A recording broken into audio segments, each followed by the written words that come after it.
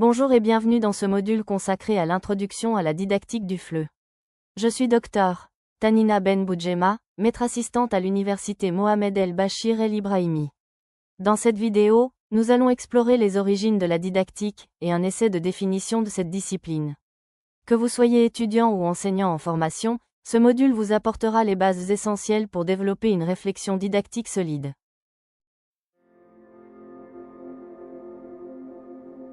Nous allons aborder dans un premier temps l'histoire de la didactique. Le terme didactique du grec « didactiko » signifie ce qui est propre à enseigner. Il désigne de façon générale ce qui vise à enseigner, ce qui est propre à instruire. J.P. Cook, 2003/69. Selon Lenoir, qui cite les travaux de Schnevely comme référence, il est d'usage, chez les didacticiens francophones, la naissance du terme didactica, de se réclamer d'un père fondateur lointain, Radke lequel prenait une méthodus didactique, un nouvel art de l'enseignement.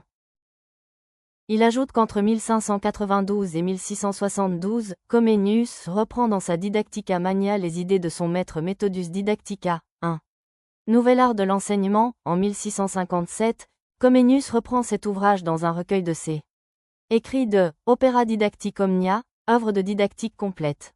Selon Schnevely, didactica est un terme de combat, introduit par Radke pour lutter contre le féodalisme et pour l'unité nationale allemande. L'introduction du terme didactique dans son discours éducatif a ainsi traduit au XVIIe siècle une volonté de transformation sociale d'importance.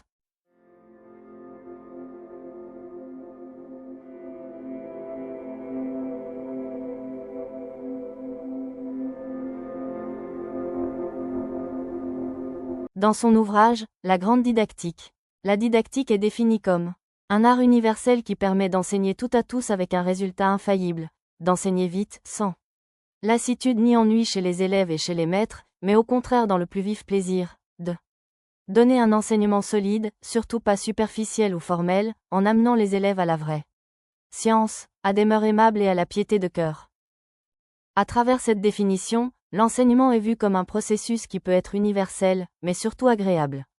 L'idée est d'amener l'apprenant à un apprentissage complet et profond, sans que cela devienne fastidieux ni pour l'élève ni pour l'enseignant. Comenius croyait en un apprentissage basé sur l'observation et l'expérience directe, mettant ainsi les apprenants sur la vraie scène du savoir, plutôt que de leur faire absorber passivement des connaissances. Cela nous renvoie aux approches contemporaines qui visent rendre l'apprentissage interactif et engageant. Raynal et Rionnier définissent la didactique comme la didactique étudie les interactions qui peuvent s'établir dans une situation d'enseignement-apprentissage entre un savoir identifié, un maître disposateur de ce savoir et un élève récepteur de ce savoir. Cette définition met en évidence les éléments clés de toute situation d'enseignement-apprentissage, le savoir, l'enseignant et l'apprenant, en insistant sur les interactions entre eux. La didactique s'attache à analyser ces relations pour adapter les contenus et les méthodes afin de favoriser un apprentissage actif et pertinent. Selon Narcy Combe, la didactique est une réflexion théorique sur ce qui est l'enseignement et l'apprentissage d'une langue étrangère. Elle est le fondement scientifique de la pédagogie qui appartient au domaine de la pratique. En tant que mise en œuvre de ces théories, la didactique permet également de comprendre le pourquoi et le comment de la relation pédagogique et met à même de mieux vivre cette relation. Selon cette définition, la didactique est une discipline théorique qui étudie le processus d'enseignement-apprentissage, notamment dans des domaines spécifiques comme l'apprentissage d'une langue étrangère. Elle analyse les principes et les méthodes sous-jacentes à l'enseignement et cherche à comprendre le pourquoi et le comment des interactions pédagogiques. En d'autres termes, la didactique apporte un cadre théorique qui éclaire les choix méthodologiques et didactiques. La didactique n'est pas seulement une discipline de référence pour la pratique enseignante, elle est une discipline d'action et d'intervention, carrefour entre savoirs savants propres qu'il faut modéliser pour en faire des objets d'enseignement, savoirs de référence qui n'ont pas à être enseignés, qu'il convient de croiser avec les savoirs issus de l'expérience pour permettre la facilitation, l'amélioration des pratiques de terrain et l'appropriation par les élèves des savoirs langagiers et culturels.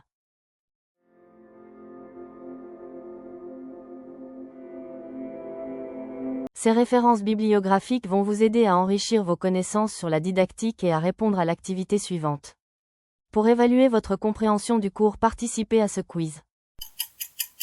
Le terme « didactique » vient du grec « didaktikos » et signifie « à évaluer avec rigueur B », ce qui est propre à enseigner. C'est observer les pratiques éducatives. La bonne réponse est B. Ce qui est propre à enseigner. La didactique ne s'intéresse qu'à la transmission des savoirs par l'enseignant. Vrai ou faux? C'est faux. Elle s'intéresse au triangle enseignant, apprenant, savoir, et à l'analyse des conditions d'enseignement, apprentissage. Qui a introduit le terme « didactica » en tant que concept éducatif? A. Comenius. B. Radke et Cook. D. Denis. La bonne réponse est B. Pour Schneewly, le mot « didactique » était un mot militant, engagé dans un projet de transformation sociale. Vrai ou faux? C'est vrai. Schneewly parle d'un « terme de combat » pour lutter contre le féodalisme. Dans quelle œuvre Comenius reprend-il les idées de Radke? A. Didactica Nova. B. Opus Didacticum. C. Opera Didactica Omnia. D. Didactica Rationis. La réponse c'est Opera Didactica Omnia. Bravo, vous avez terminé le quiz. Vous venez de parcourir les origines, définitions et enjeux fondamentaux de la didactique. Vous savez maintenant que le mot « didactique » signifie « ce qui est propre à enseigner ».